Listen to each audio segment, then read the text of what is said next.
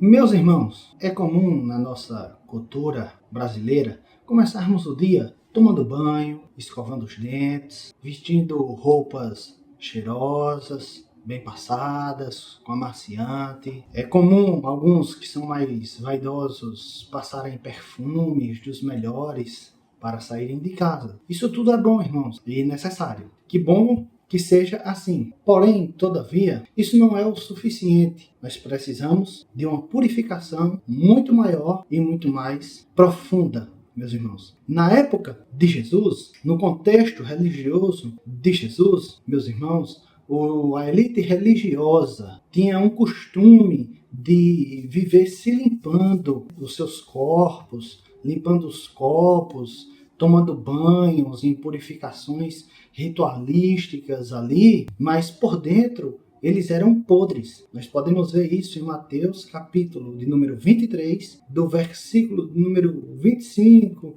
ao 28, 27 e por aí. Nós podemos ver que Jesus chama eles de sepulcros caiados, limpos e bonitos por fora, mas podres por dentro. Que eles limpavam por fora o copo, mas esquecia o interior do copo. Isso mostrava a maneira como eles eram. Eles pareciam bonitos e limpos por fora, mas por dentro eles estavam completamente podres, espiritualmente falando. Meus irmãos, pensando em Mateus capítulo 5, versículo 8, bem-aventurado os limpos, os puros de coração. É interessante, meus irmãos, a primeira coisa é nós entendermos o que é coração na Bíblia. Para nós, hoje, é um órgão que bombeia sangue para todos os lugares do nosso corpo. Todavia, na mentalidade judaica, coração, irmãos, é a sala de controle que domina os seres humanos nas suas falas, em suas ações, reações, em tudo que os seres humanos fazem. Então, coração,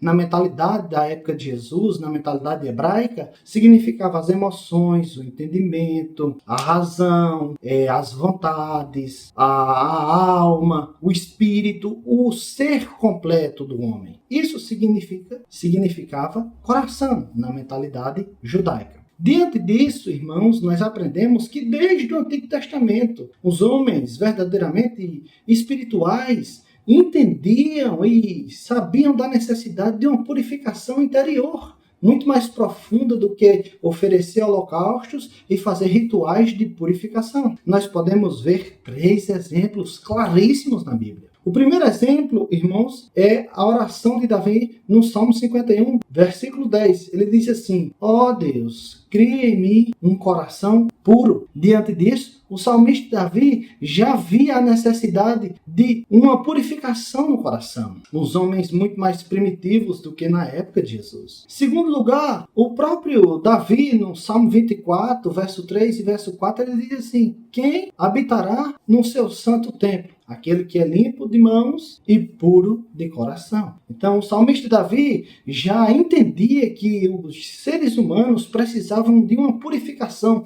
de uma limpeza muito mais profunda do que por fora, mas em todo o ser. Por fim, irmãos, no terceiro exemplo que eu quero dar aqui, o próprio Salomão em Provérbios, capítulo 4, versículo de número 23, ele diz: guarda o teu coração, pois dele procedem as saídas da vida. Então, meus irmãos, os homens, muito antes dos religiosos da época de Jesus, já entendiam que precisavam ser purificados em suas mentes, corações, emoções, vontades, pensamentos, consciência. É uma purificação que só pode vir por meio do Espírito. Eles já entendiam isso. Mas, meus irmãos, meditando aqui nessa passagem, nós podemos aprender que isso só é possível de uma única maneira. Ser puro de coração só é possível crendo em Jesus Cristo de todo o coração, como o único e suficiente Salvador, se arrependendo dos nossos pecados e nascendo do Espírito Santo, recebendo uma nova natureza. O que nós podemos ver, meus irmãos, aqui no Novo Testamento, é que Jesus diz a Nicodemos: é necessário nascer da água e do Espírito. É necessário nascer de novo. Jesus estava ali nada mais fazendo uma alusão ao que o profeta Ezequiel já tinha dito no capítulo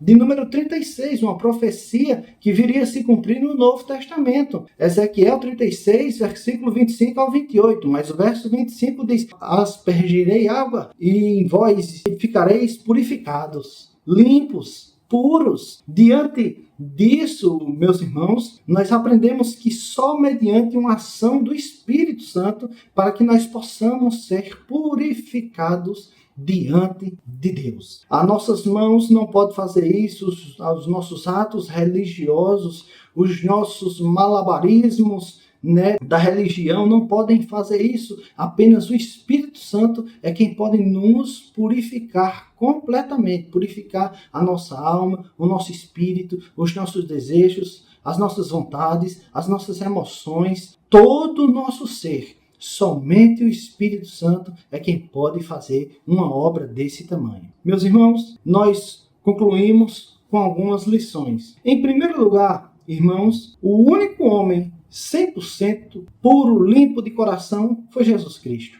Não existe outro, por mais santo que um homem seja, por mais temente que busque a Deus, ele continua sendo pecador. O apóstolo Paulo, no final da sua carreira, ele diz: eu sou o principal dos pecadores. Então, meus irmãos, 100% puro, somente Jesus Cristo de Nazaré, o Filho de Deus. Em segundo lugar, irmãos, por mais que nós venhamos a nascer de novo do Espírito Santo, receber uma nova natureza, receber uma transformação divina, nós continuaremos na luta da carne contra o Espírito, como Paulo fala em Gálatas, capítulo de número 5. Mas bem-aventurados são os limpos de coração. São as pessoas que receberam a nova natureza por meio da fé, do arrependimento, do novo nascimento e fazem aquilo que o coração deseja. Agem não só por fora, mas por dentro. São as pessoas que fazem as coisas certas pelas motivações certas.